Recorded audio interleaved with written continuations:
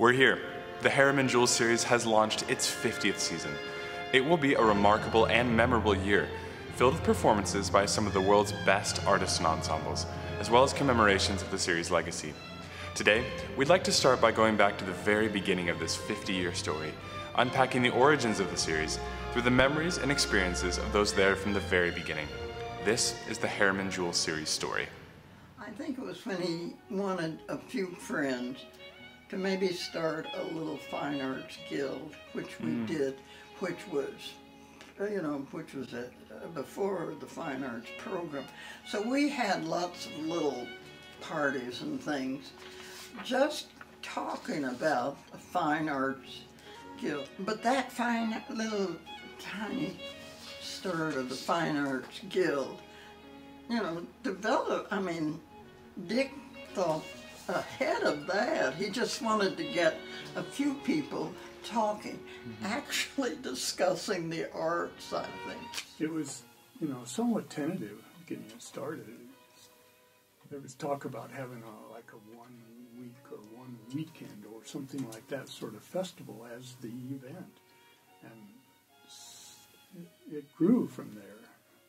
I would say that we did feel that the students had limited horizons for the world outside themselves, and we were English teachers. We were in the arts, so we turned to the arts.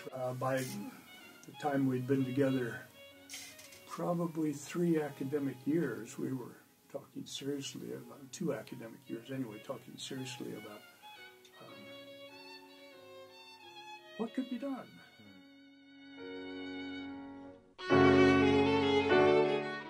So we knew Richard Harriman very well, and when he got ready to want to start the series, he wanted to just kind of wet his feet a little bit to see if it really would work in Liberty, for instance. So he asked Martha and me and a couple of other people if we would try to put together the Liberty Fine Arts Guild. Ate a lot of brownies, because every time we met, we had to have brownies for Dick. My parents and Loeb and I went from the very first concert at William Jewell in Gano Hall, when they used to have to open the window because it got so hot in there occasionally, till now. We visited in the summer of 1967 and subsequently came as music faculty members in the fall of 1967. I took my daughter, Amy, to watch Edward Villela and Patricia McBride, the great ballet dancers, and marveled how they could use the small Gano stage and still put on a wonderful performance. I think people were very excited that it was on board. The students attended. All the performances, of course, were in Gano. All the performances were well attended by the entire college community, as well as, some tickets. But it was really perceived as a series for the college family at first, I think. It was wonderful because it was here in Liberty. It was affordable. Richard always brought wonderful artists. One of the first programs I remember was Villela and Patricia McBride. Just to have the opportunity to see people, artists of that stature, was a very enhancing thing to our lives.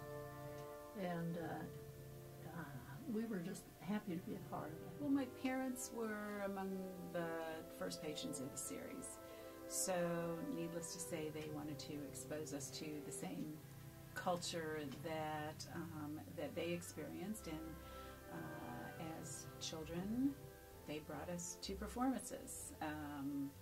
We were in Liberty for many, many performances.